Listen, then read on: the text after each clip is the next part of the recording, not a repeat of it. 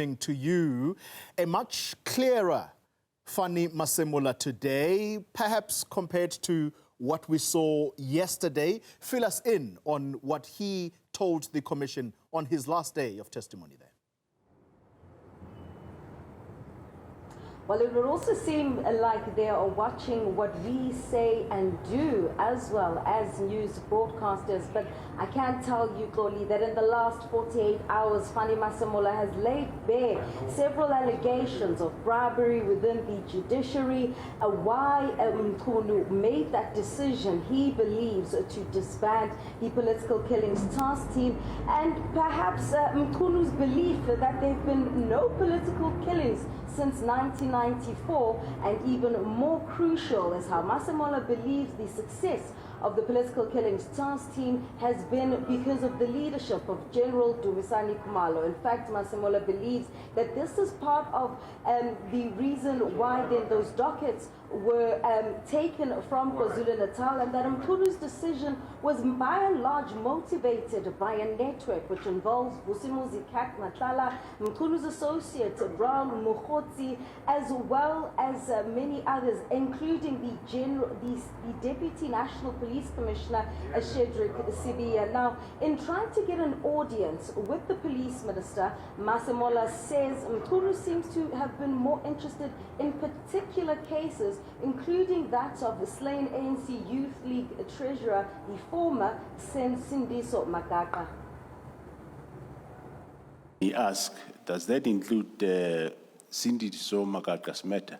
I said, yes, indeed. It's one of those matters that we said we want to brief you on, because what you see in the media, you know more about what happened to Sindiso Maka.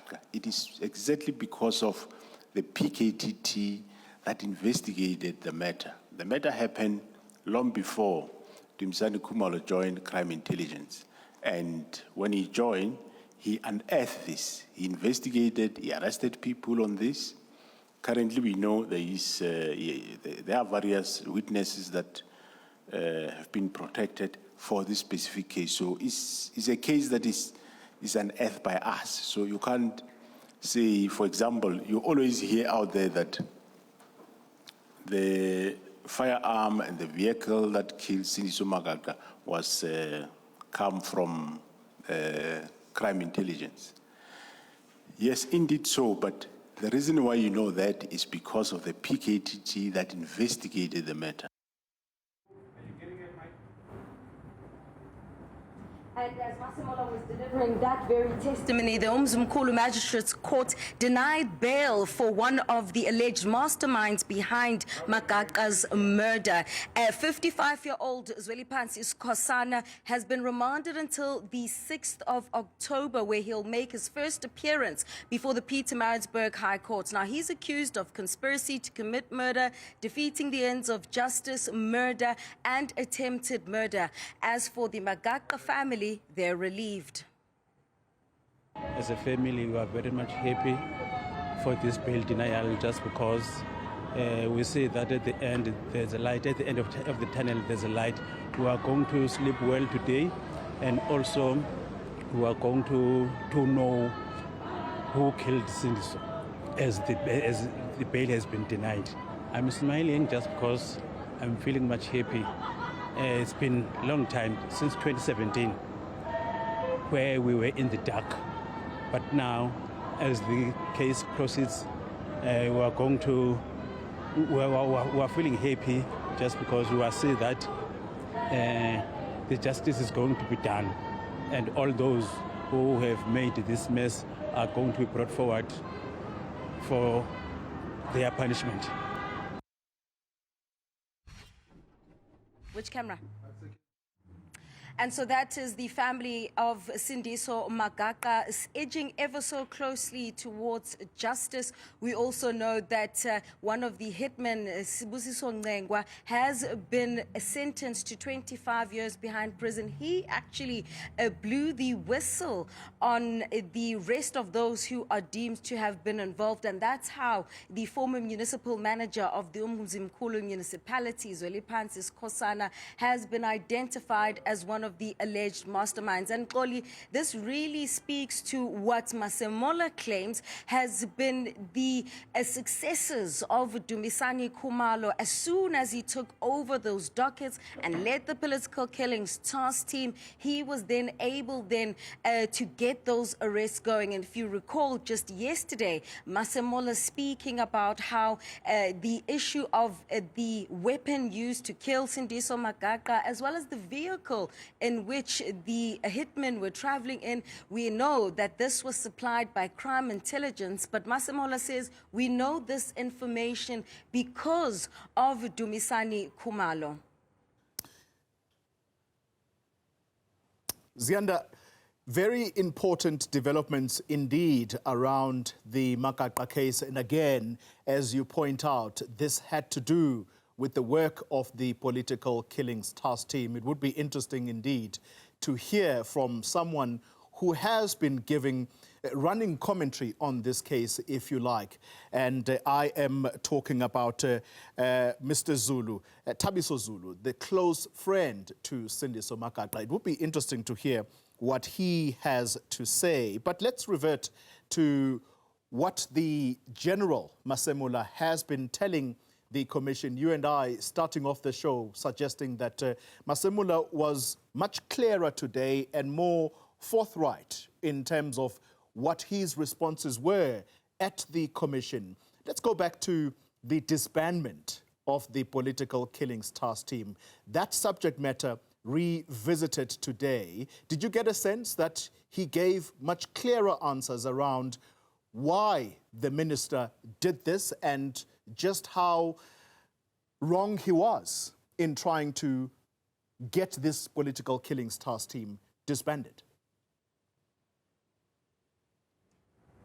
Yeah, that's right, Xoli. And remember when we did start off the show, I did say that perhaps those around Fannie Masemola and perhaps Masemola himself are watching and listening closely to what people have to say about how Masemola presented himself yesterday, many remarking that he doesn't inspire confidence, he doesn't seem to understand the law, or in terms of how he fits into the law when it comes to Section 207, subsection 2, which speaks about who is in control of the South African Police Service. And so when we talk about cases such as Sindiso Magaka's, when we talk about other cases such as the former Richmond municipal manager, Sbusiso Stole, who was gunned down in 2017, today the courts also sentencing his hitman. These are cases that Masemola says have been a part of the success. But I want to bring in now Thabiso Zulu,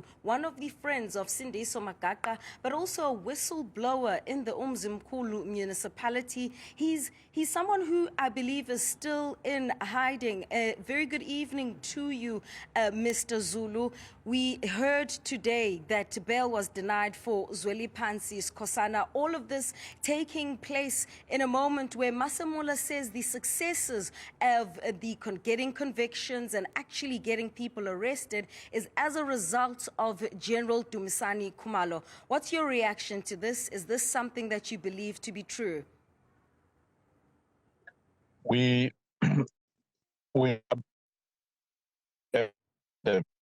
everyone and anyone that protecting have committed heinous crimes against our people. But they said that truth must be told. We mustn't tell lies or tell half-truths. It's great that hitmen are being arrested. It's not a new thing. It has been happening over the years. Hitmen have been arrested, middlemen have been arrested. But tell me, show me one politician that have ordered the hit against another politician that have been convicted. If you were to show me any politician, either a branch chairperson, a regional executive member, or a national executive leader of any party, because remember, these political killings are not show you a flying pig. I think one of the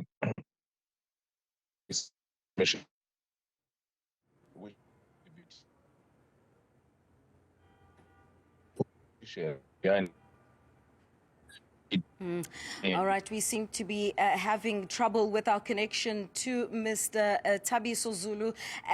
It appears that he's saying we must not tell half-truths, questioning when the masterminds, and he's intimating that those are politicians, when will they be in the dock? Zweli Pansi Skosana, 55-year-old former Umzimkhulu municipal manager, being denied bail today, seemingly not quite satisfied about who is behind it and them actually being in the dock. So let's pause there for now. When we come back, we'll talk about those allegations of capture in the judiciary, but also a topic that South Africans have been discussing. How did Masemola present himself? Could he have truly told his boss, Senzo Mkhulu, to back off and not issue what he describes and says is an illegal instruction to disband the political killings task team? Stay with us.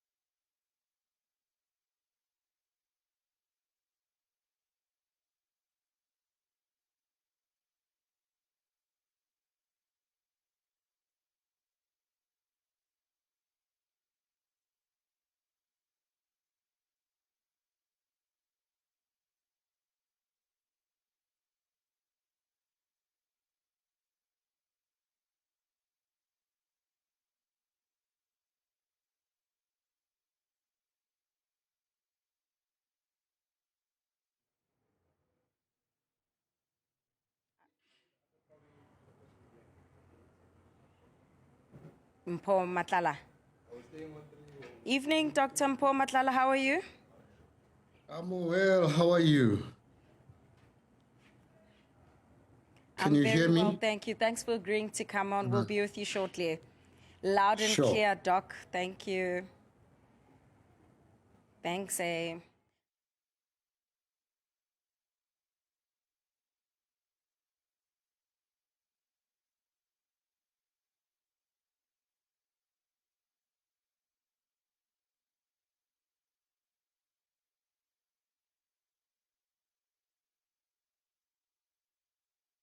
but there's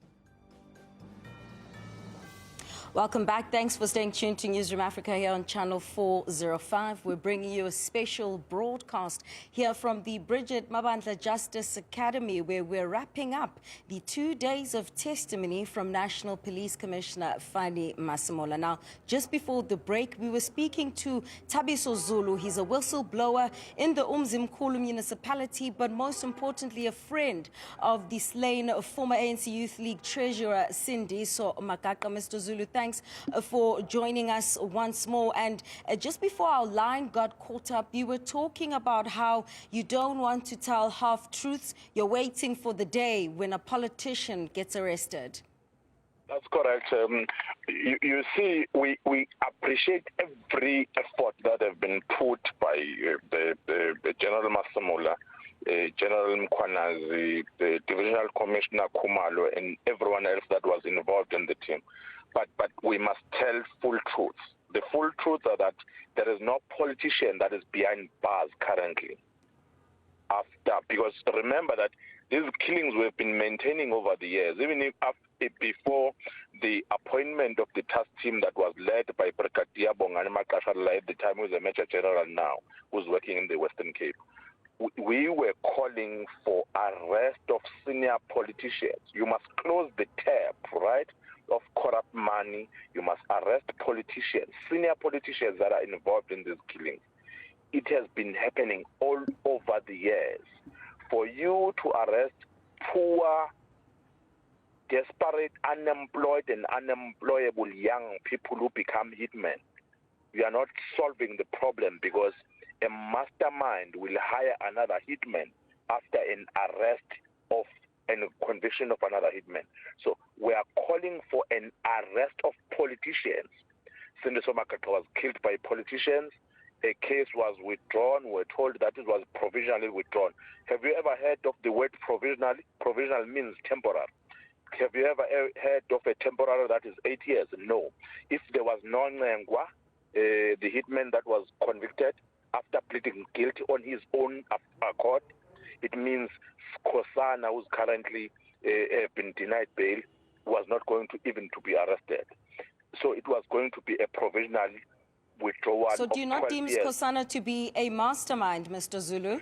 Kosana is a mastermind together with Mluleki Ndobe, whom some people are trying to rehabilitate him, humorously rehabilitate him. Further than that, go to the killing of Mangasha Ngubeni in Newcastle. People that knows about his killing are very senior. Even his friends who were there, some of them even betrayed him after he died. But we go further. Go to the case of Sbusiso Stole in Richmond. He was not only killed because he exposed corruption. I'm having the affidavit. I know what he narrated, right, in the affidavit. He was killed after handing over his affidavit to the Hawks, right? Few days after handing that affidavit, or few months after handing over that affidavit, he was killed. So why are senior politicians that are involved in this killing not being arrested? Those who have been arrested, cases are being withdrawn, and mysteriously it's said it's provisional. It's strangely, in the case of the Speaker of Umzimkhulu, Thobela, in the case of Chibase to Umzimkhulu, another hitman was convicted 15 years, was sentenced to 15 years. He never pleaded guilty. He never offered any help to the state. He was convicted to 15 years. But in the case of the hitman who assisted the state, was sentenced to 22 years. Does that make sense? After spending time. So there are a lot of things. In my own world, the hitman in the Sindisomaka Gramata was being discouraged to become a witness by making sure that he's being sentenced to many years, so that he was going to get angry and not testify. There are a lot of things that we are going to say going forward. So, Mr. Zulu, if I could just jump in there, do you then believe the assertions made by Masemola that there was political interference in the police operations, which is what is part of the reason why then these cases don't move? In 30 seconds, if you could. A short one.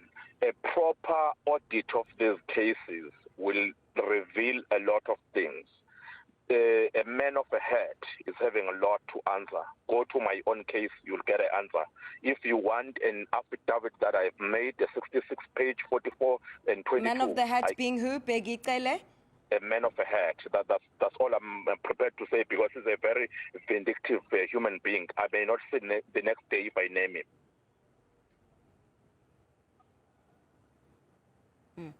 Mr. Thabiso Zulu, thank you so much for your time. A startling claim there. An audit of all the cases related to political killings is what he is intimating at this hour.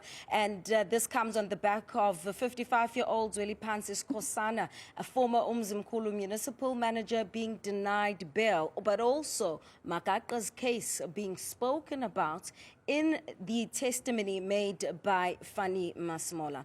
All right, let's change tact and talk about the man, Fannie Masemola. Over the last 48 hours, we've spoken a lot about how he's presented himself. Did he or did he not comply with an illegal instruction from Police Minister Senzo Mchunu? Well, today, coming out stronger, explaining that he was at many intervals trying to get clarity as to the reasons why Mchunu was trying to disband the Political Killings Task Team, and that letter on the 31st of December 2024, not clear enough for Masemola.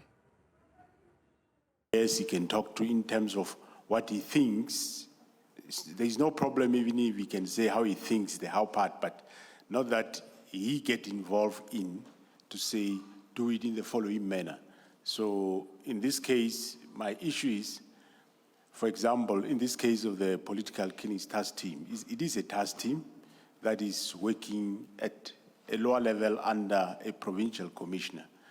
If ever he found anything wrong with the task team, he could say, that task team, I think you need to disband it, and we can engage in the terms of the why and how and so on. But to go further to say disband, but then after saying disband, then you go further to say now, not even tomorrow. I think that is totally encroachment into the mandate of the National Commissioner in terms of performance of my duty. So part of the confusion has been around the fact that, well, Masemola claims that he was totally against the disbanding of this PKTT, but at the same time was the one talking about a phasing out of this Political Killings Task Team. So which one was it? And this follows the sentence that says the PKTT is being disestablished immediately. So when it says a preliminary report in this regard, what did you understand that to mean? My understanding was that he wanted a report probably on how far is the disestablishment. But what I am saying to the official is no, you don't disestablish anything.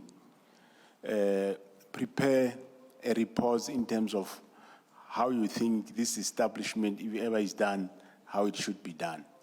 But that the team be disestablished immediately, well, that I didn't comply with, and I told them nothing should happen. Maybe that was the plan that it happened while I was on leave, but I said to them nothing happened to the team.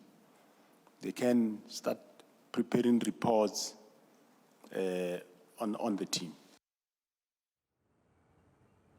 So let's bring into the conversation now Senior Policing Lecturer at UNISA, Dr. Mpho Matlala. A very good evening to you, Dr. Matlala. I mean, there's been lots of discussion around the posture, the tone, the language of Fannie Masemola. Some saying, well, he might not be as articulate as Mkhwanazi, but a career policeman nonetheless. Others saying, well, he himself doesn't seem to be sure about the very own things of issues of encroachment that he was speaking about. In your view, in terms of the chain of command within the South African Police Service vis-a-vis the relationship that he should be having with the National Police Commissioner, how practical is it in the real world, understanding employer-employee relations? Would it have been viable for him to just simply say, nope, I won't do it. This is not an instruction I'm willing to follow. How feasible and viable would that have been? Good evening, Sianda, and good evening to the viewers. You are asking me about feasibility, and I want to draw you back to General Masemola's evidence. In his evidence in chief, General Masemola strongly contends that the decision to disband the PKTT was an unlawful one because it involved encroachment. And indeed, in my view, I really do think that he presented quite a a somewhat convincing case that yes, indeed, it is encroachment, because when you look at the police and political principles, the police or policing is an operational environment, and the minister is responsible by and large for political oversight, alignment with the constitution, the national imperatives, alignment with the NDP. That is exactly what the minister should concern himself with, things like demilitarization, professionalization, push for accountability and requesting for budgets from national government. That he even went as far as dismantling an operational task team in the PKTT. That was really overreach into the operational environment. And so in Fannie, General Masemola saying, I asked people to prepare a report in terms of if this disbandment is to take place, how is it going to be? That by doing that, if we are to acknowledge that the minister issued out an unlawful instruction, then Fannie Masemola himself was executing an unlawful instruction, and nobody under the law is bound to actually comply with an unlawful instruction. It is tantamount to ignorance of the law itself, and it is not even a defense. You cannot use ignorance of the law or obeying an unlawful instruction as a defense. So how badly do the testimonies of Kwanazi and Masemola reflect on the propensity of politicians to interfere in the operational work of the South African Police Service? How bad is the propensity to? Sorry, I missed that. Could you repeat? To, well, the reflections, I beg your pardon. I was asking, how badly does it reflect, how badly do the testimonies of Kwanazi and Masemola reflect in terms of the propensity of politicians and those in the executive to interfere directly in the operations of the South African Police Service? Perhaps we should start with the positive highlights in both testimonies. General Mkhwanazi clearly demonstrated the nexus between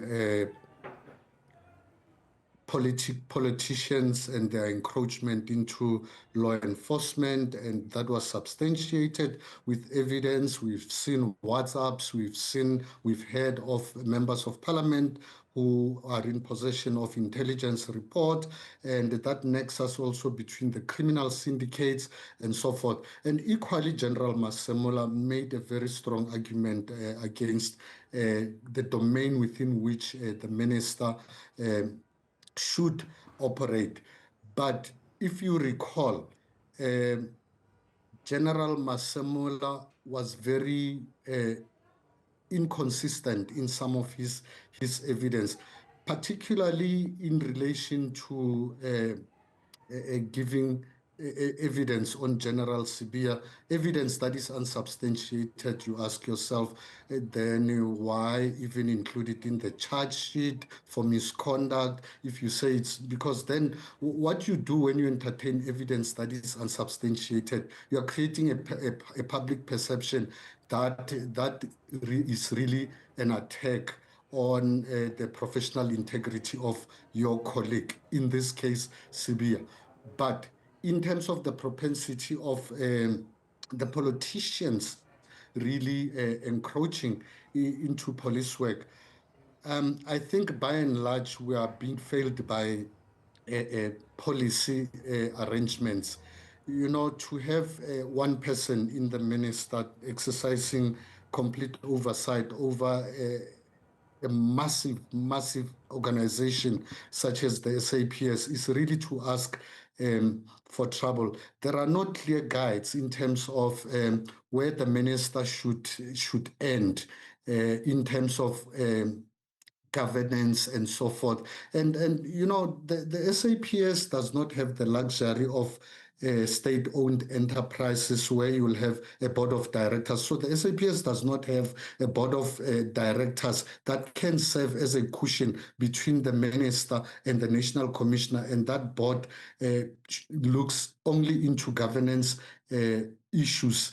And perhaps it is about time that something like that is considered. And because of that vacuum, even in policy, then we are left to national legislation, which may not necessarily cover everything that needs to be covered, especially in terms of governance, because for legislation to be expanded to cover things such as governance, you have to promulgate additional regulations and so forth.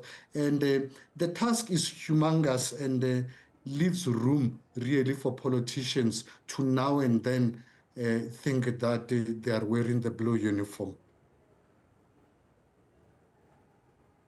I mean, it's a symbiotic relationship, right? And part of what Masemola testified to is the fact that this issue of the disbandment of the political killings task team, he tried to quail it so much so that he even reached out to the president and got no response. So what does this tell us then about the possible complicity, firstly, of the highest office in the land, but also everyone else from parliament to the executive who would have known about this, who their alarm bells would have been raised, but absolutely nothing was done, in light of what many were saying, well, wasn't the greatest presentation by Masemola. He should have just said no off the bat.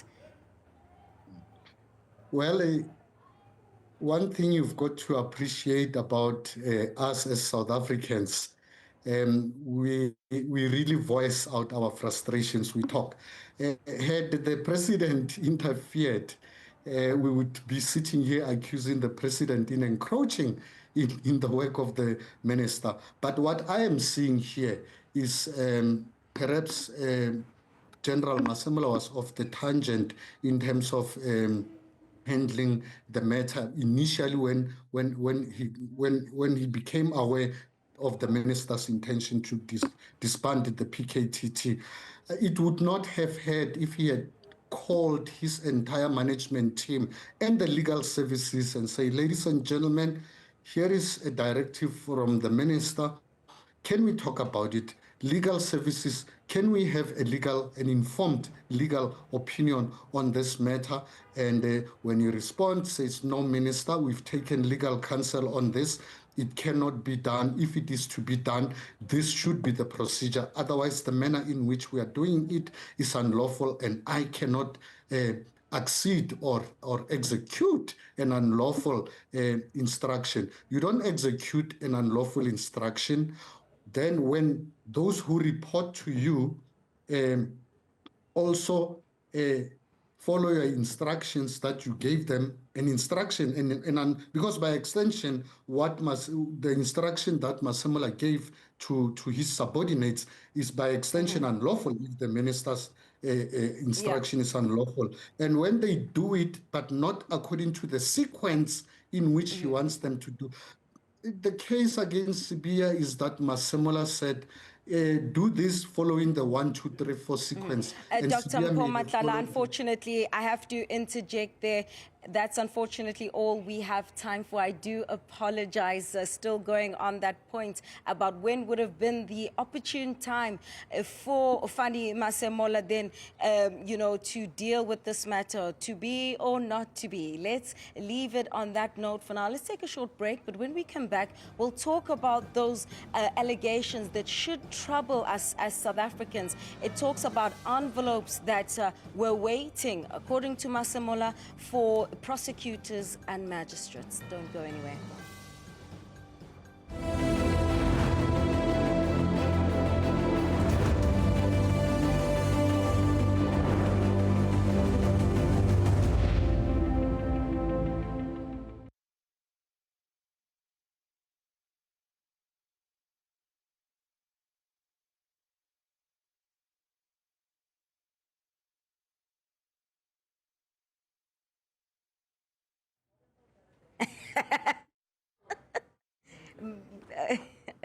Good evening, Mr. Cox. Are you there?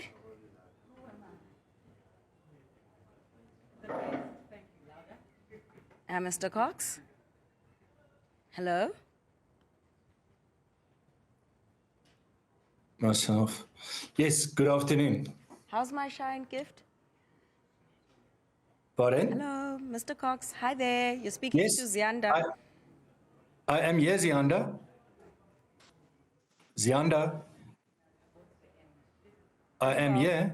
Hi there. Are you well? Good, and I you? can hear you loud and clear, Mr. Cox. We'll be with you just after the short break. Perfect. Thank you, Zianda.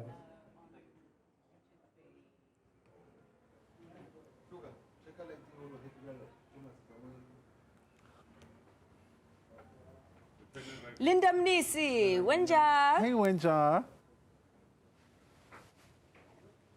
How are you, Wenj? Kishapa Wenja. I'm good. Guys, I'm going to need Jeremy to be...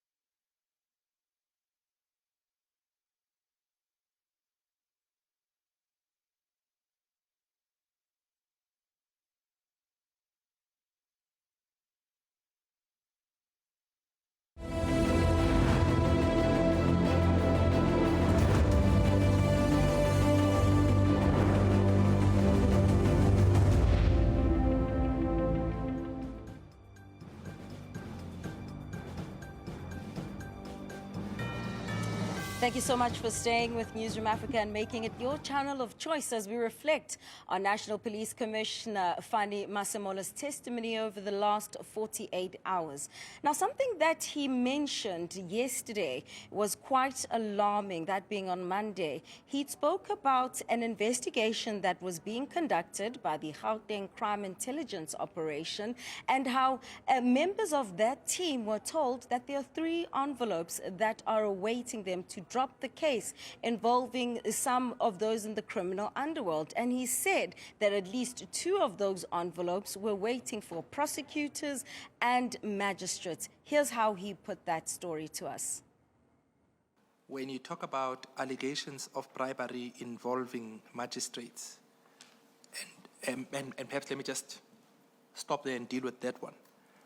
As I understand, these are only allegations at this stage, but those are still being investigated and looked into. Is that correct? Yeah, it is allegations that were made specifically in this case,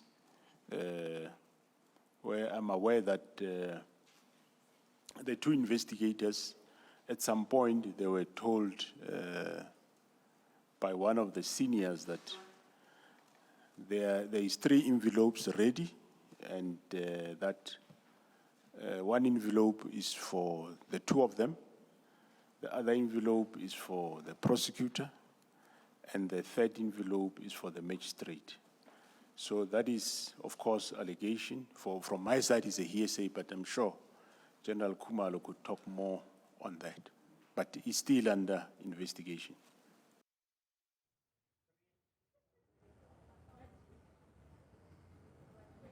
Let's chat now to the president of the Association of Regional Magistrates of Southern Africa.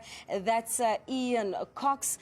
This is an association that accommodates around 90% of magistrates in South Africa. Thank you so much for your time, Mr. Cox.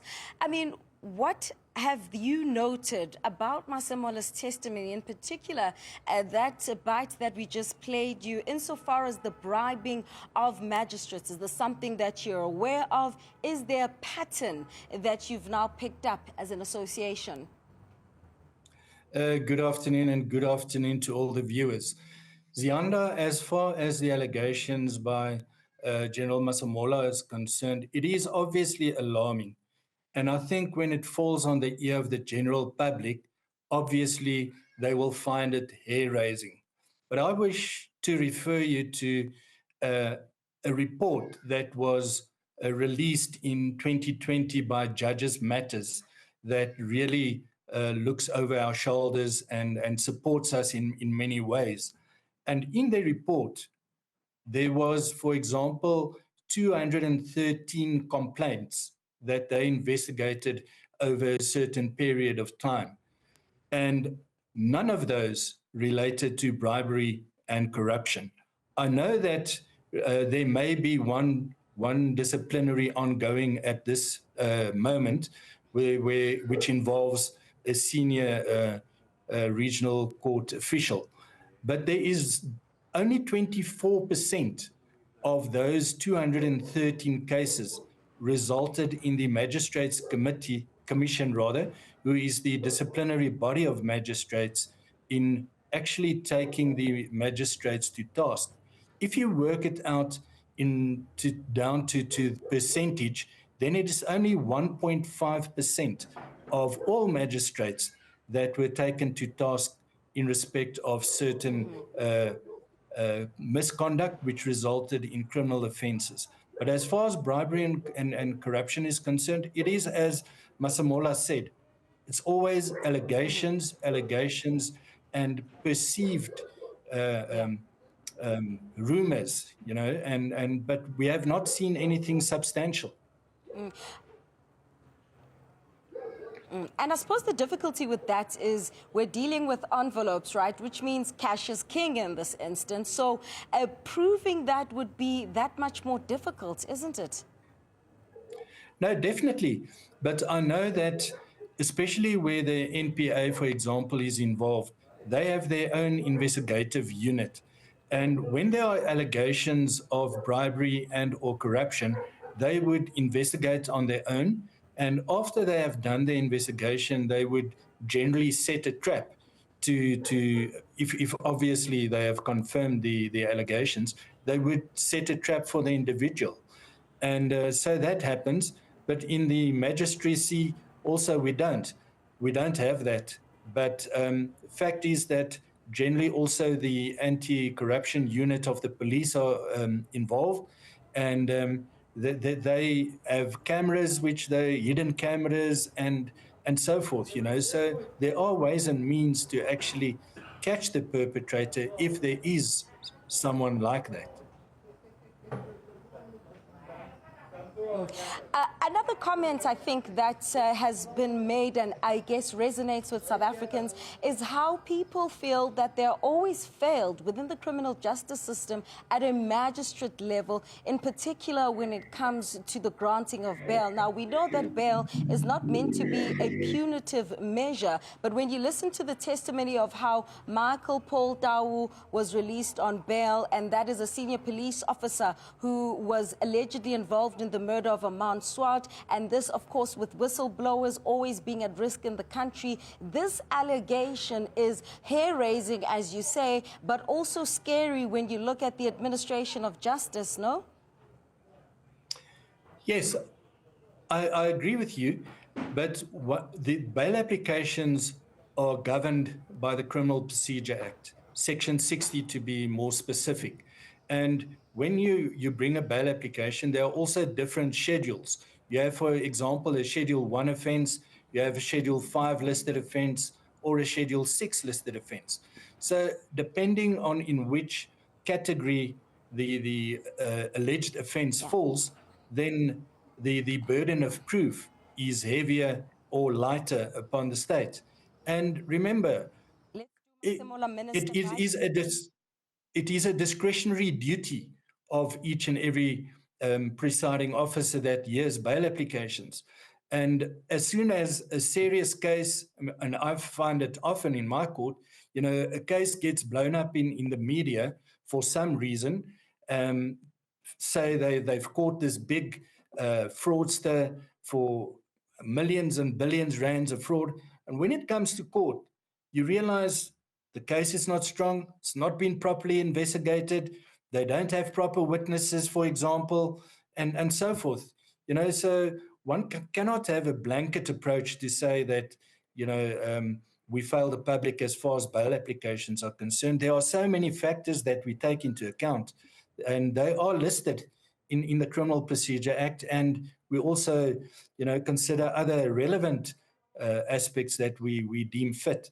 But as you also correctly said, the fact is that bail is not, or to grant or refuse bail is not a tool of punishment for a perpetrator or alleged perpetrator so long he remains innocent until proven guilty.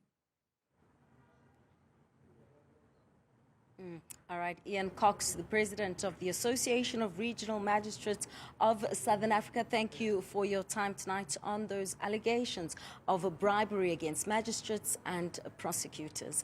Let's change tack now.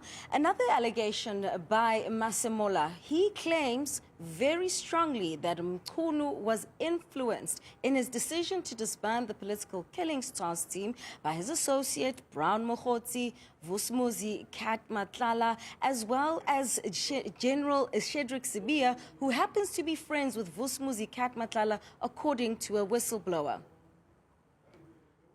Evidence that has emerged which links the minister to Brown Mokhotsi, to Kat Matlala and Lieutenant General Sibia. So it is clear now that that arrest of Matlala in May have assisted us to understand the real motive of the disbandment of the political killings task team. The phone records of Matlala eventually did indicate to us that actually since December, operation of the 6th December 2024, that's when there was a planning to disband this political killings task team, of course, to prevent it from further doing the work that they were doing in Gauteng. So that name, Vusumuzi Kat Matlala, coming up quite a lot, not only in the last 48 hours, but also during Mkhwanazi's testimony. And someone who's been watching the case involving Vusumuzi Kat Matlala is our very own Newzroom Afrika reporter, Linda Mnisi, who'll be joining us in a moment, as well as Jeremy Vieri, who'll also talk to the aspect of other testimonies made by Mkhwanazi. Linda Mnisi, thanks for your time. You've just heard how Vusumuzi Kat Matlala is said to be a part of this network, but what do we know about him and actually his actions relating to influencing someone like Senzo Mkhunu to disband the political killings task team? Well, Zianda, you'd recall that during his July 6th briefing, Lieutenant General Mkhwanazi did speak at length about, Vusumuzi Kat Matlala. And at the center of those allegations was after he was arrested and what came from his phone. And it seems, according to Mkhwanazi, that he had links not only to the minister, but also to Brown Mokhotsi, also going as far as saying that he, in fact, was, according to financial records or bank records, seems to have also been financially supporting the minister. He spoke about a January 8th event and a gala event that he had allegedly financed. But also this is a person, that had also received a multi-million rand police tender. And in the communications that were found in his phone, amongst others, were the issues around, how he spoke to Mokhotsi about the alleged cancellation, not even the alleged, but the cancellation of that particular police tender and what needed to be done next and the threats that he had allegedly made to Mokhotsi following, of course, information that the National Police Commissioner Fannie Masemola would, of course, cancel that particular police tender. But this is somebody who's been arrested, and quite a number of things have also emerged during his bail application. You'd recall not so long ago, he also applied for bail, where he told basically the Alexandra Magistrates Court that he wouldn't be of any influence or influence witnesses if he's released on bail. But also some of the things that came out of that bail application was his alleged interest in Mauritius. The state saying this is somebody, who has assets in Mauritius, a boat in Mauritius as one of those. But he said, well, look, I don't have a boat in Mauritius. What I have is a trust. But also among some of the things that the court was concerned about was his ID, illegal ID that he had used to travel to Eswatini, which was among some of the things that the court used to deny him bail. So at the center of the allegations really was General Mkhwanazi painting, a picture and trying to connect this web of links between Madlanga, the minister, as well as Brown Mokgotsi. Linda Mnisi, thank you very much for your time tonight. Talking about who Vusumuzi Cat Madlanga is in this web that has been unpacked by Mkhwanazi and Fannie Masemola. And it brings me to our next conversation with our analyst here in Pretoria at the Bridget Mabandla Justice Academy. It's so much Madlanga that we're talking about. We're talking to Jeremy Vieri, and you've been listening to the testimonies. We've heard about who Vusumuzi Cat Madlanga is. We've heard about Brown Mokgotsi, the initial denial by Mkhunu, and later actually admitting to it. But another key thing that is the thread, which doesn't seem to have, however, been asked by the commissioners, is this issue about Richards Bay Minerals. So towards the end of his testimony, Masemola talking about how, this deployment and how it went down. But remember, Mkhwanazi specifically spoke about how an instruction came from the Office of the Presidency that the NIU, National Intervention Unit, and the Special Task Force must go back there to protect this one entity. And he says, well, he was preparing a much broader plan to protect Richards Bay in general. Now, what does that tell us? I mean, who owns Richards Bay Minerals in the bigger scheme of things? Because this becomes important in understanding perhaps why certain decisions were made. Richards Bay Minerals, the largest controlling interest is Rio Tinto. It's a multinational. The second largest one is BHP Billiton, that is also a multinational. And then there are smaller stakeholders by local stakeholders. So the question is, what is the task force doing, an intervention unit, participating in an operation in the interest of a corporate entity? Now, some might say they suffered extortion and there were killings before of their personnel. The question is, why does it start, this particular deployment, around about the time when the American CEO takes over? Because in 2016, with Mr. Nzimande, who was, he was in the HR, he was killed, and nothing happened. The CEO, Nico Swartz, was killed, and nothing happened in 2021. Several other officials were killed, and later a municipal official. But the timing of the deployment was synchronized with the time of the American CEO arriving. Now, the question that needs to be asked here is what threat informed that? Because you do not send the task force and the intervention unit. The one is high risk, the other one is medium to high risk. You do not send them willy-nilly into any situation. Exactly. If you want to have an example of when we send them into a wrong situation willy-nilly, then you must just think back to Marikana.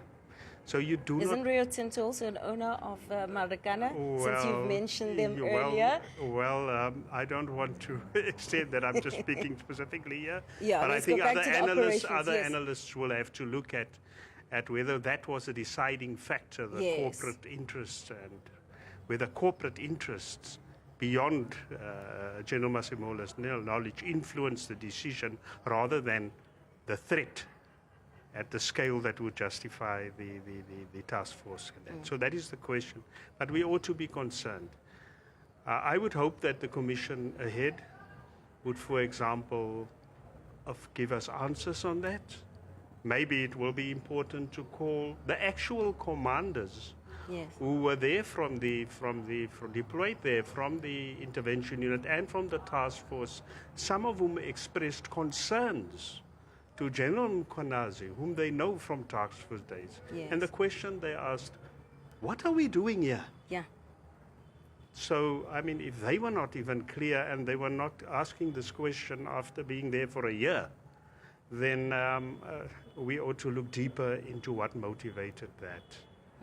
Are we able in any way, just very quickly, Jeremy, as South Africans at some stage or the other, in terms of the processes, I mean, we can't be privy to the direct operations, but how do we ensure that decisions such as deployments are done on behalf of us to protect our assets and in the national interest, and not what seems to be almost turning the police service into a private force for the small interests of a few individuals?